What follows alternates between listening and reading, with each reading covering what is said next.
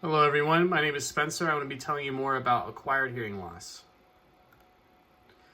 So what really is acquired hearing loss? So acquired hearing loss is any loss of hearing that might occur following birth. It has many different causes and can happen at any point in life. This can be in the form of an ear infection, toxic medicine, meningitis, measles, encephalitis, chickenpox, flu, mumps, a head injury, or loud noises. That could be due to an explosion, or maybe someone works in the police force or in the armed services of any kind. It could be a gunshot in close proximity without ear protection, something like that. There's different types. There's conductive, which is involving the outer and middle ear, or sensorineural, which is the inner ear. Mixed would be a combination of both in some capacity. Sometimes it's more involved with one or the other, or any kind of combination that you can really think of. The way that this works is that sound waves will pass through the outer ear and vibrate the eardrum.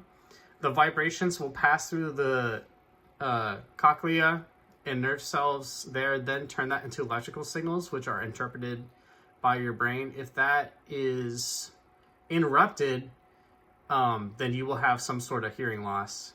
If you see right here, kind of the pathway that these vibrations that we have with the sound waves will go, it'll go towards here through the canal to the inner ear, right here, the cochlea, and then there's the auditory nerve, which will get the electrical signals so that you're able to hear. If any of that is interrupted, then you will have some sort of hearing loss. Signs and symptoms, you might have a muffling of speech, trouble understanding words when in a crowd or a noisy place. So the differences in volume will definitely add up very quickly. And you might have a hard time understanding someone next to you if it's a loud space. There's certain letters that could be affected. You might need people to be more enunciated, I think the word is, in how they speak to you so that you're able to understand better. You might be adjusting things more. You might not go to certain functions or outings with people because it might be too irritating. And tinnitus, which is a loud ringing that you have in your ear, might also be something that happens. That's the most common.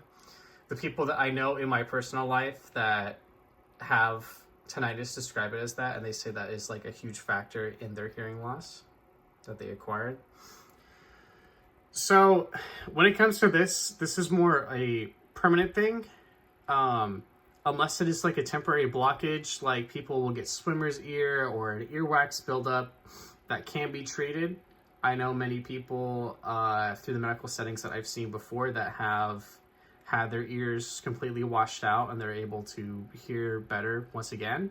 And it's like it never happened. But when it's more acquired through damage of some sort of the structure of the ear, it really can't be fixed. It could just be mitigated with maybe like a hearing aid or something like that. But it's important that you protect yourself and your morale, and don't let it affect you. You could learn sign language, or you could inform more people in your life. It is very disheartening to lose a sense. So if someone you know has that life struggle, it's important to keep that in mind. It is protected under the ADA, which means that you cannot be discriminated against for having acquired hearing loss. Some demographics. Almost 61 million Americans have some kind of hearing loss in their life. As people get older, it's more likely to be experienced. Hearing loss is like a factor of life in either a very minor form, or it could be complete deafness. Half of those who have hearing loss are above the age of 70, and then it will be more and more as people get older. Males are more likely to have hearing loss, slightly so, mainly due to the occupations that men mainly take up. Kind of a fun fact, it is more common in the western portion of the United States. Because of the loud machinery that's often used, or social outings such as like concerts and stuff like that, developing nations have most of the hearing loss cases that are recorded. And non-Hispanic white adults are more likely than any other adults in ethnic groups totally chartered up to have hearing loss. The two main barriers for people who have acquired hearing loss would be the communication. You lose the ability to hear what people are saying and speak back. So obviously, it'll have to be some kind of writing or sign language taken up. Not everyone is willing to do those things for people, but it's accommodations that is required under the law.